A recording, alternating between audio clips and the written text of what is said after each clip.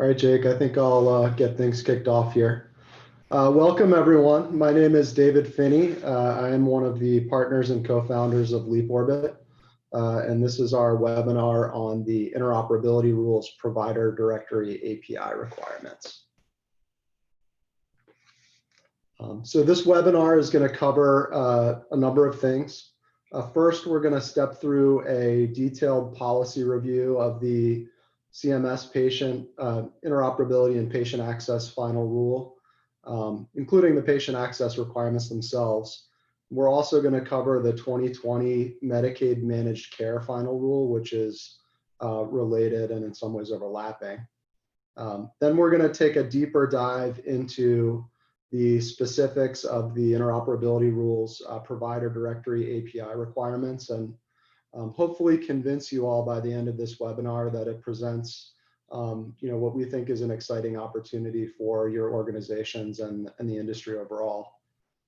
We will assess the readiness of the market to proceed in meeting these requirements, and then we will offer a primer on FHIR, which is the relatively new technology standard that CMS is requiring be used to meet these requirements, in addition to other technical and implementation considerations. We'll be sure to leave plenty of time for Q&A. Please feel free to drop your questions into the chat feature of Zoom, and we will address as many of them as we can at the end of the webinar. So for those of you who are not familiar with LeapOrbit, we were founded in 2015. We're based in Maryland. And over the last several years, we've become the trusted innovation partner to many of the largest health information exchanges and other health data sharing networks across the country, including CHIP and West Virginia Health Information Exchange on the East Coast, Manifex Medex, and Healthy Connect Alaska on the West Coast, and a number in between. We've tackled a number of healthcare's biggest technology challenges. In 2017, we launched a prescription monitoring platform, which we sold to another company called NIC. It's known as RxGov. We also offer a patient consent management platform and the Convergent provider directory. Through our partners, our FHIR-based solutions touch, I think, over 40 million Americans across the country. We'll do a brief round of introductions. Again, my name is David Finney.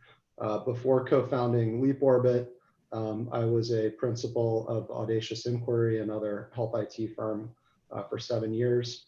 My wife and I spent 2 years in the Peace Corps working on the HIV epidemic in Southern Africa.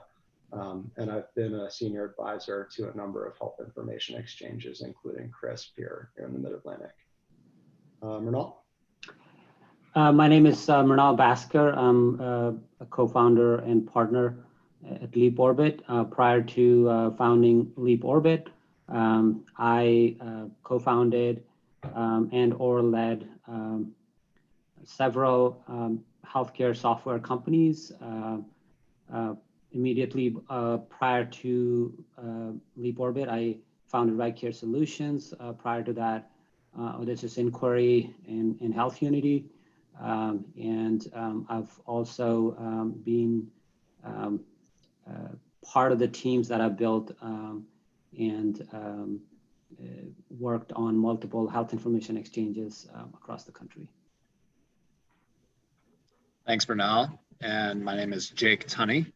I'm the product manager for Convergent, our provider directory API solution. And I have a background in healthcare consulting, iBanking, and healthcare private equity. So looking forward to the conversation. Back to you, David. Thanks. So the CMS Interoperability and Patient Access Final Rule was issued by CMS in March of last year. It's subsequently been updated primarily to allow for some enforcement discretion, essentially to push back deadlines in light of the COVID public health emergency. The purpose of this rule, and it aligns with other initiatives of the federal government over the last couple of years, is to drive interoperability and patient access to health information by liberating patient data. And CMS is using its authority to regulate a number of different health plans across the Medicaid and Medicare sphere. So the biggest requirement of the interoperability rule is the requirement to institute a patient access API. I'll talk a little bit about this in a second. This requirement went into effect January 1st with enforcement discretion announced for 6 months. So effectively it will take effect July 1st. The provider directory API requirements, which is what we're going to talk mostly about today, again, also effectively become effective July 1st. Payer-to-payer data exchange. Essentially what this means is beneficiaries have the right, when they're changing from one form of insurance coverage to another, to request that their records be shared by their outgoing health plan with their new incoming health plan. And those requirements go into effect about a year from now, January of 2022.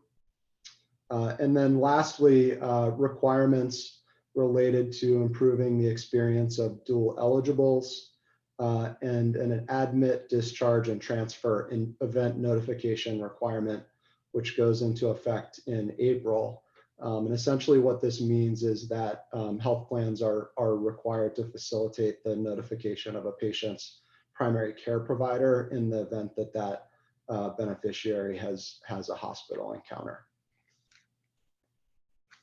So at the end of this webinar, we will be distributing not just the slides, but also a compliance checklist that we have put together for plans that will hopefully be a resource for folks as they try to navigate the implications of these rules and understand exactly which details apply to their organization. So before we talk about provider directory, I want to spend at least a few minutes talking about the patient access API requirements. These requirements have sort of cast a long shadow over the rest of the obligations of the interoperability rule, and I think there are obviously some good reasons for that. What we've heard from the market is that this is really what health plans are most worried about. The patient access APIs are a mechanism for patients to elect that their records from their health plan be shared with third parties via integration from one system to another. Obviously in a situation like this, we're dealing with PHI, we're dealing with patients making elections about how they want their sensitive data to be shared. And there are privacy and security implications that every organization is going to take seriously.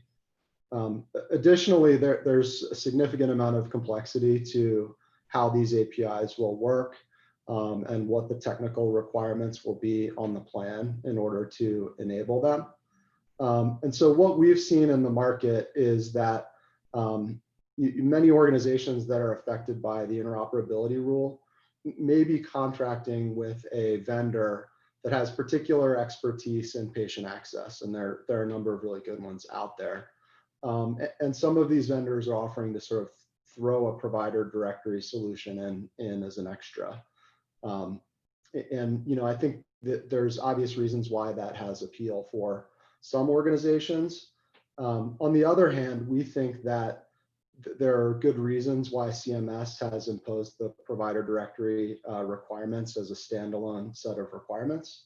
And we think to sort of tackle them as an afterthought would be a missed opportunity for an organization and for the industry overall.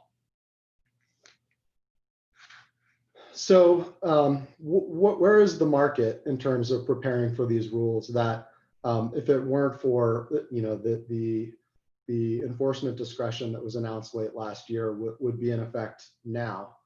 And the reality is that the Medicaid and Medicare Advantage markets have a huge pile of competing priorities. The top of this pile obviously is dealing with the COVID public health emergency. So in our experience, and I think this is borne out in some of the surveys that have been done of the market, a lot of plans that are not, this hasn't made it to the top of the pile of those competing priorities, which is understandable. So the eHealth initiative actually conducted a survey of the market related to the interoperability rule just before the holidays. And I think some of their findings confirm what we're seeing across the organizations that we've had a conversation with. And so of the health plans that were surveyed by EHI, 86% were hopeful of getting another deadline extension from CMS. 78% say that their readiness to comply with the interoperability rule has been impacted by COVID. About 2/3 said that they're most worried about the patient access requirements. And then interestingly, just about 1/3 of the health plans that were surveyed say that they have expertise with the FHIR standard. This squares with what we're seeing in the market. FHIR is a relatively new standard. It's starting to be fairly widely implemented by the provider side of the healthcare industry, but certainly it's very, very new for health plans. And so from the same EHI survey, the three factors that plans cited as being important when they would consider asking for help with their interoperability rule compliance. The first is FHIR knowledge. Clearly, there's a big gap there in the market. Second is cost. And then third is expertise managing the security implications of these new interoperability requirements.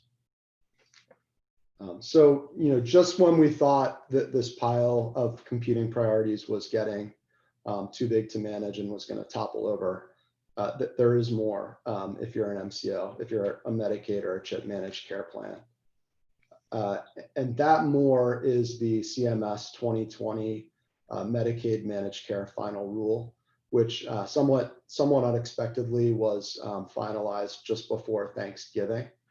And the stated aim of the MMC final rule is to benefit enrollees by aligning the managed care provider directory requirements with some of the requirements that CMS has already implemented on or already mandated for fee-for-service directories.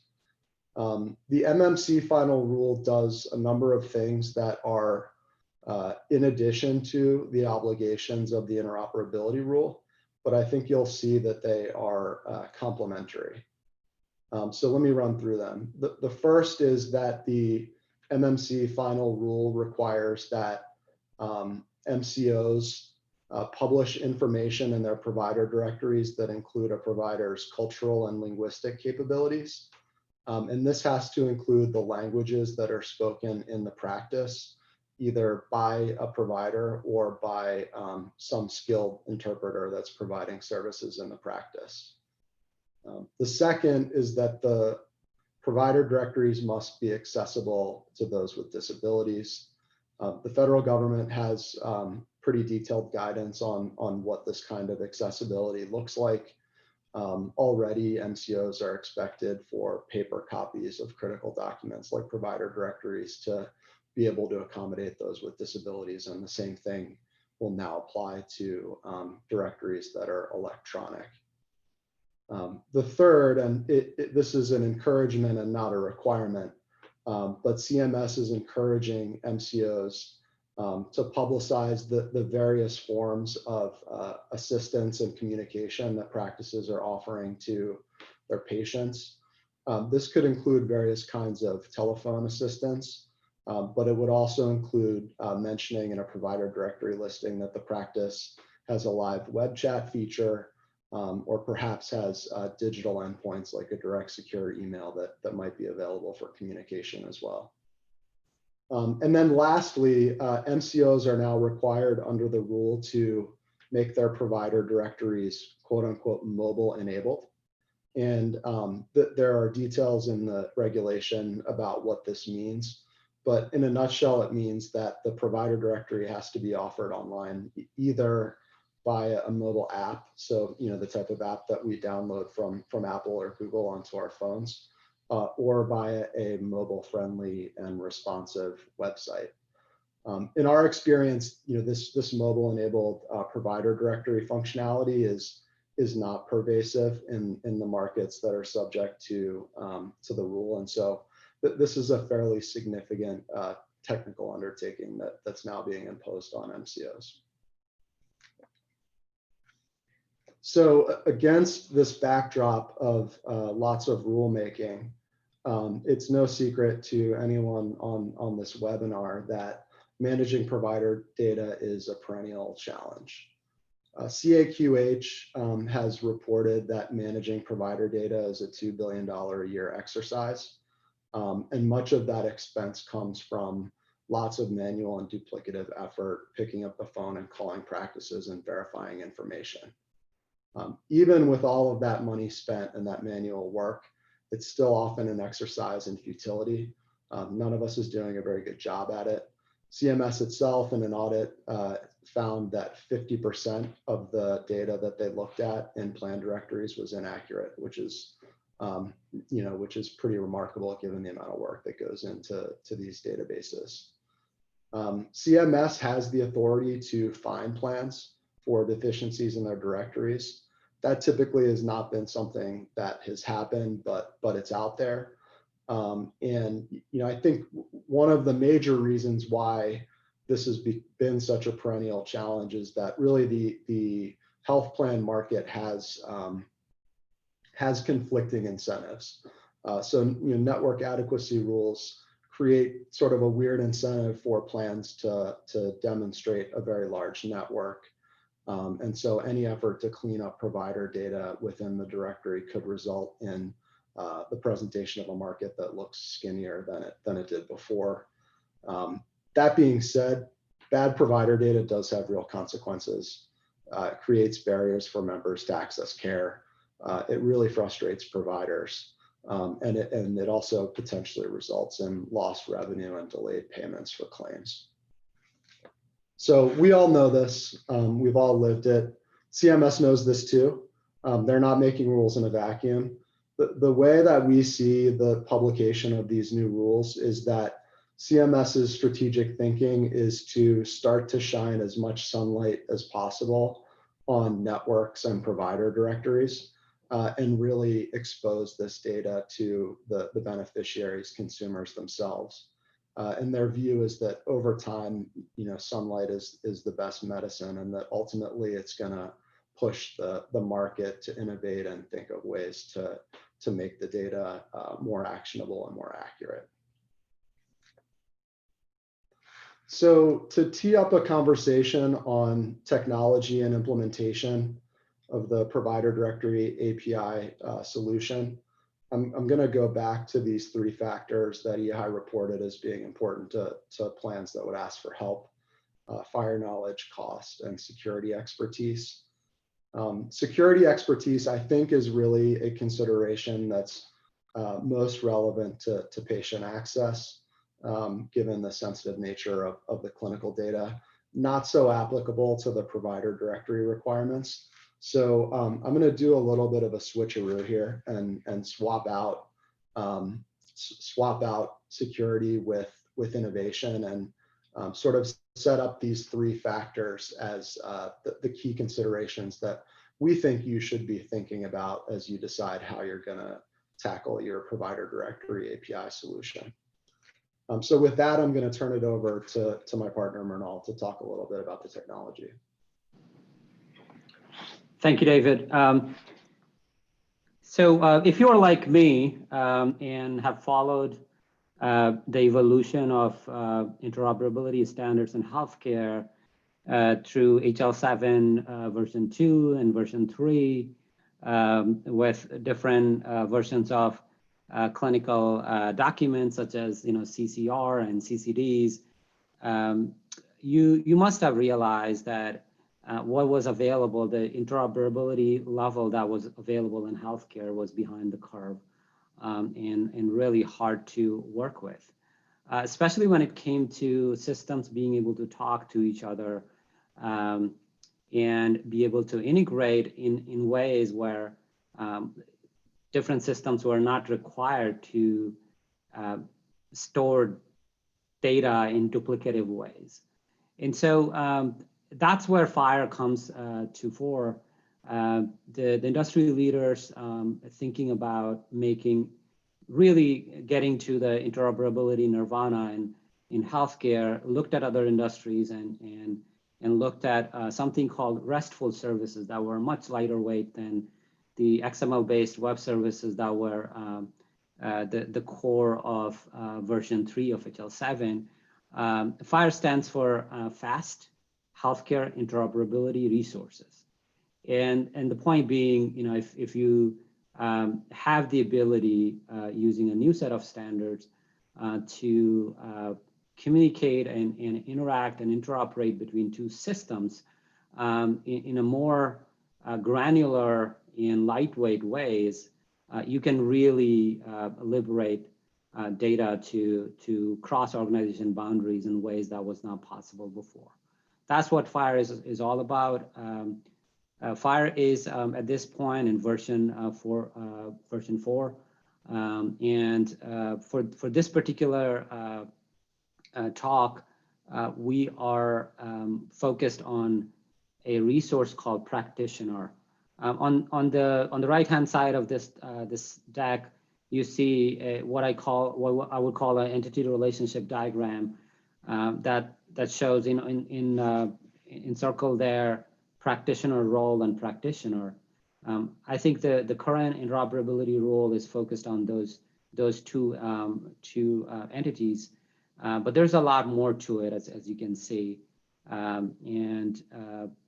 starting from organization to location, relationship between practitioner and organizations, to networks, to healthcare services, to plans, and other things. So there's a lot more there. And so if you really think about what this rule is targeted at, and the implementation guide, which is the Da Vinci Pair Data Exchange PlanNet implementation guide, what it is talking about is really this overall goal of making all of this data available. And even though the beginning of this is centered to just the practitioner resource, there's a lot more to come in the future. So, when you're thinking about a solution for the July 1 deadline, you really need to think about the long term, so you don't have to rip and replace what you do for this deadline. There are other things to think about from a compliance perspective for this deadline. They're also asking for a bulk data access API, and a bulk data access API or FHIR API is really about how to get provider data in bulk if you need to using the FHIR standard. And so it's essentially you call an API that tells you where to and when to get your bulk data as and when it becomes available. And so you pass in a query and it accordingly downloads that data and puts it in a place that you can go and grab. This API needs to be, the provider directory API needs to be public. And that's different from the patient access API that requires patient authentication through Smart on FHIR and other OAuth and other standards. This one needs to be public, and you need to have public access endpoints that anybody can access. There's developer documentation required. So any developer looking at this API can go and integrate with it without any sort of a manual intervention or a process on the plan side.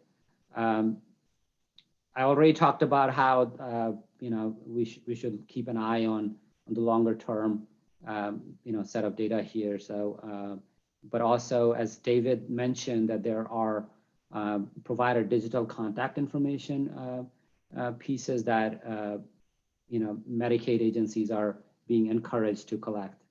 And if you think about all of those requirements, there are two ways of going about it. One, you can do what you do already to manage your provider directory in-house, and start collecting more pieces of data and make it available through FHIR APIs, or partner with a vendor that's mastering and collecting all of this data at a national scale, and supercharge your provider directory enriched with reference data that's being made available through that vendor.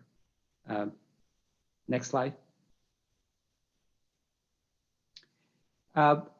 This slide is really sort of honing in on the point that this API that's being required is really public, and you do not know what kind of investment beforehand. You don't know what kind of investment you would need to make to keep it available and accessible at the scale that maybe in a year's time, when this API is really being integrated and consumed by developers and other stakeholders in the ecosystem.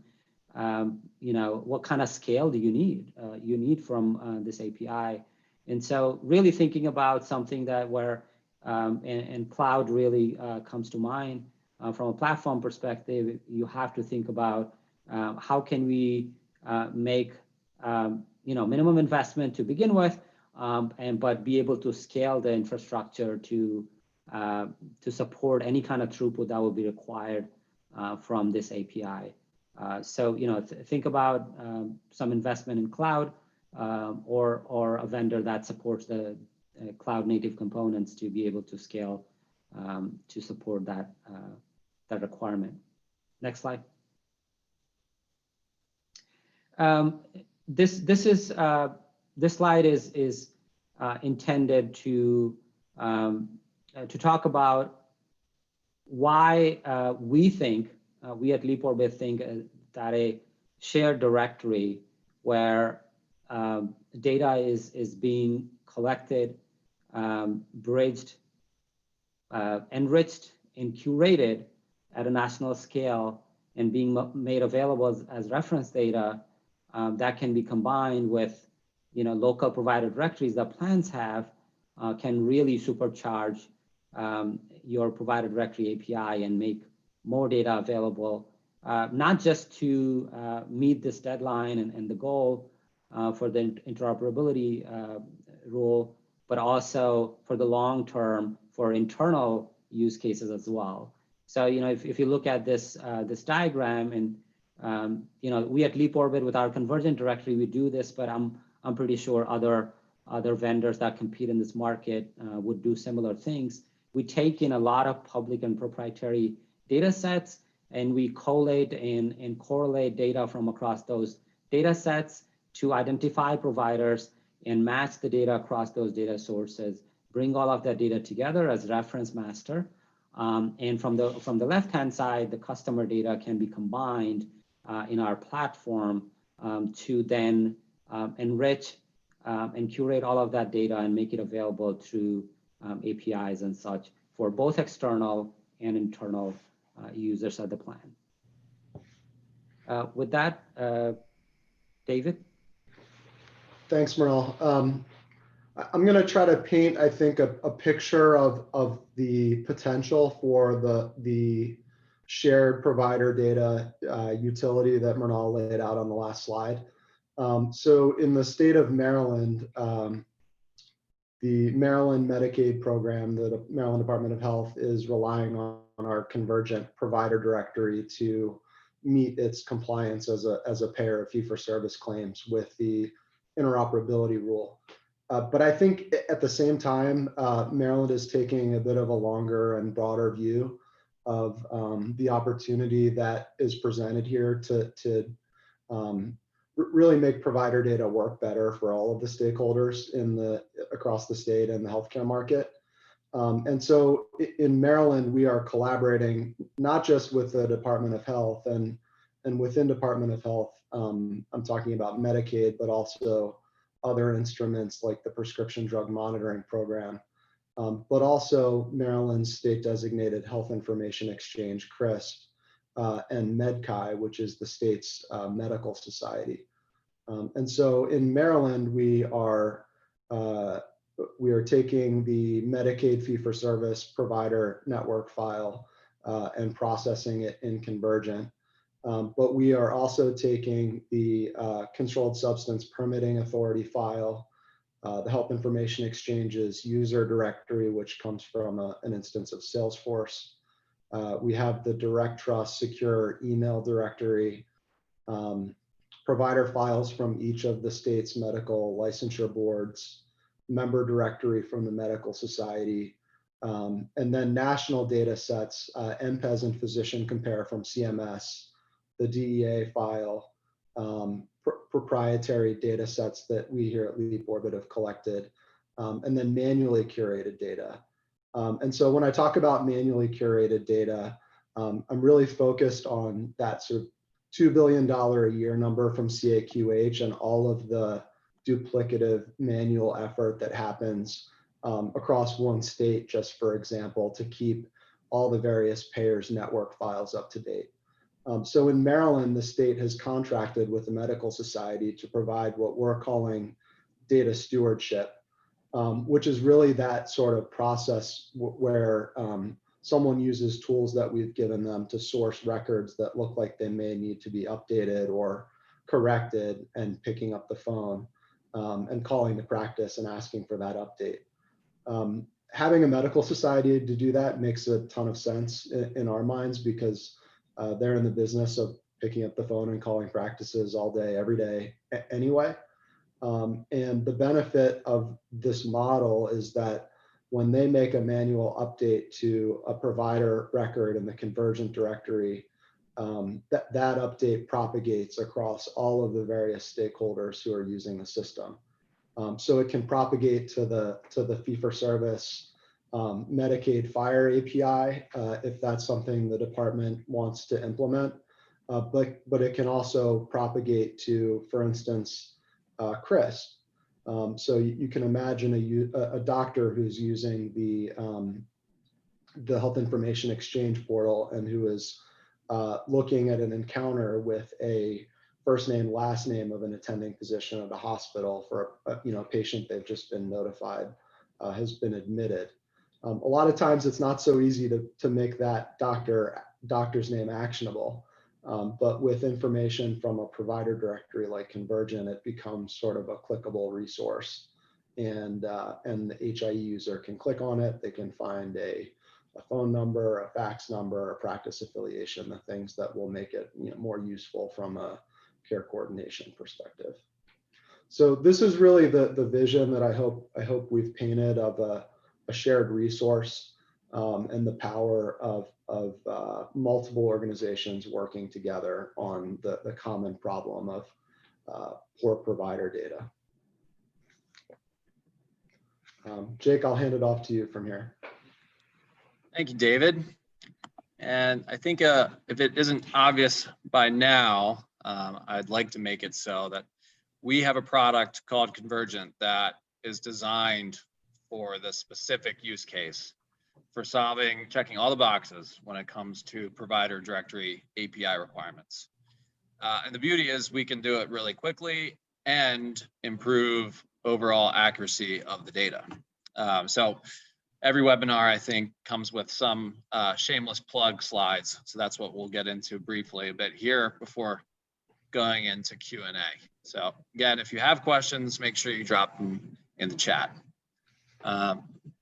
David, let's go back one slide. Do have a few things to touch on here. So obviously, FHIR 4.0 is sort of a non-starter that if you're not delivering that, you're not compliant. I'm going to jump around a bit here, but data stewardship, this is something where we get into the exceed part of the CMS rule, where we believe that the intention of the rule is to improve data quality overall, not just expose dirty provider data, which if you're just wrapping your provider directory in a FHIR API, that I think could be the case. But by marrying your directory with our reference data sets using our matching algorithms, we help hydrate missing information and increase the quality of the data set. And over time, this will help reduce your cost of managing provider data. Part of the rule also comes with requiring a level of reliability so that the API is up 24/7. So our API is built on Elasticsearch, which is not only fast, but will help you monitor your API, make sure it never goes down. And I'm not sure if we really touched on this enough, but I do want to make sure we mentioned that Convergent is turnkey. So it's a SaaS software solution. It's not a typical waterfall style deployment that may take months. We can have your API up in as little as a week. And as you can see from the screenshots here that we do have a mobile-friendly user experience for Medicaid managed care plans that need that to be compliant with their end of the rule as well. And we think not only is our tech stack future-proof, it's built on cutting-edge Azure, Elasticsearch, React, JS, but our company, we're not VC funded, so we're in this for the long haul. We really believe that solving the problem of messy provider data is something that we want to be a part of solving for our country. So let's move on to the next slide. And this is the true final shameless plug slide. But truly, we want to be a resource and be able to share our expertise. So if you have any questions, either now or after the call, we encourage you to reach out. We really believe in the future that these interoperability rules promise, and we want to help move the ball forward for that. So please reach out. As I mentioned earlier, that we are turnkey solution. It can be up in as little as a week. And if you already have developers who are working on the provider directory API or other components of patient access or areas in your business that can benefit from a good reference data set, we have open APIs. So you can find our documentation online and let us know, and we'll get you an API key and get you set up and running with that very quickly. Okay, next slide. And if you would like to get an actual demo of the product, feel free to email me at jtunney@leaporbit.com, or if you'd like to learn more, visit our website, leaporbit.com/convergent-home. All right, I think it's time to do some Q&A. It looks like we might have some questions. David, hand it back to you. Yep, let me pull these up. Great. So the first question is, are these APIs only suitable for interoperability rule use cases, or can they be used for other use cases? Mrinal, do you wanna take that one? Oh, you're still on mute, Mrinal. These APIs are, they expose provider data in all its glory. So they are really suitable for both, as I said, internal use cases and workflows, but also for external. So and they're very scalable and easy to integrate with. So the answer is yes, they're suitable for both. If you wanted to only expose a certain subset of data for the interoperability rule, that's also easy to do. So we can, for a particular customer, in our language, we call them tenants in our system. For a particular customer, we can block, other pieces of data or specific fields, and only expose specific data that's required for the interoperability rule, or anywhere in between the two. And Mrinal, I would just mention that the Convergent product does have a more expansive set of APIs available than just the FHIR APIs that have been built for the interoperability rule compliance. So if you're looking for an API that returns a golden record or returns all of the data that we might possibly hold about a particular provider, or returns in a certain set of providers based on, specialty parameters or geographic parameters. Those are things that we can accommodate as well. Okay, another question. Is the Maryland provider directory publicly available as prescribed by the final rule, or is it simply taking advantage of those publicly available sources? I think I understand what this person's asking. The Maryland provider directory is a shared resource. The APIs that are required of Maryland Medicaid are in the process of being made publicly available. They'll likely be posted sometime in the spring. And those APIs will reflect the department's fee-for-service provider network. And what they will return will mostly be from the Medicaid provider file itself, although there's an interesting sort of use case for the shared data that comes from Maryland Medicaid, which is that the source file for the department has not entirely consistent specialty data for each of the providers. Well, NPES, just as one example, has really good taxonomy data for all providers across the country. So using Convergent, we're able to bridge those two sources and then consistently return a specialty for each doctor in the file, which is one of the required fields in the final rule. Here's another question. Why couldn't a generic FHIR repository implementation do the trick? David, I'll take that. So, and there are a few of them out there in the cloud universe, from Microsoft and Google and AWS now. A FHIR repository or a FHIR server is really a repository where you store your FHIR resources and then you can query them later. And so if you want to do that, that's definitely, that's okay. You could do that. If you want to continue putting in the effort and resources to master your own provider data, internally, and then just store in the FHIR repository for the API, that might make perfect sense. On the other hand, you can use a provider directory product like Convergent that continuously masters and curates provider data from across hundreds of public and proprietary data sources. This reference provider data set automatically and seamlessly combined with your local provider data not only helps you meet the intermediate or immediate goals, but sets you up for success in the future. You benefit from the efficiency of scale that we have with our product, or any similar products that are available in the market.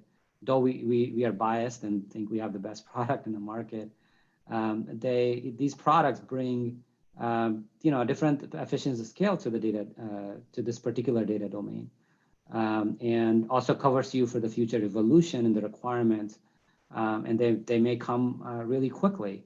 And not have to invest again or rip and replace what you have on July 1. Mrinal, here's another question that I think is for you.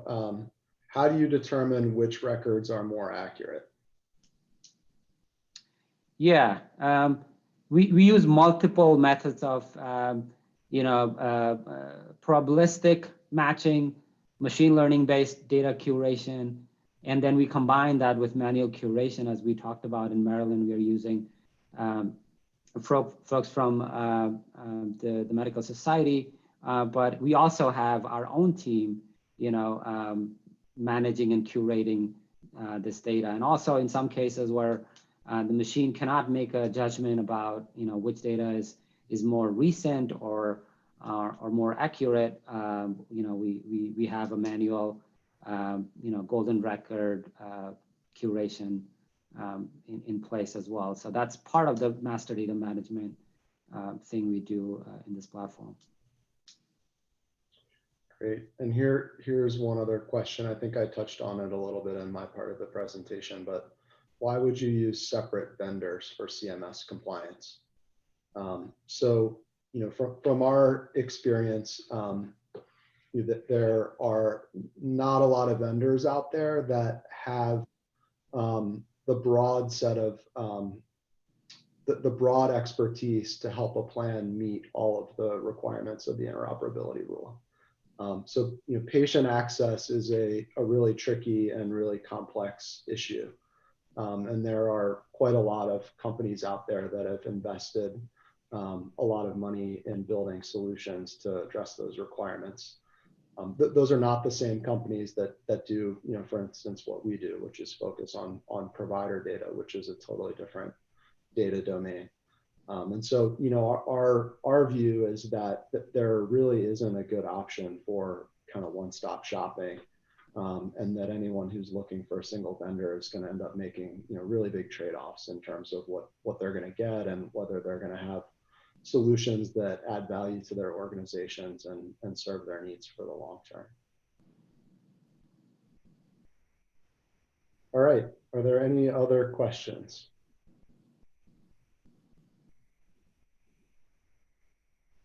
If not, I would like to thank all of you for joining us today. I hope you found this informative. And as I mentioned at the beginning, we will be circulating the slide deck and also our compliance checklist to each of you shortly after the call here. So thank you and have a great afternoon. Thank you.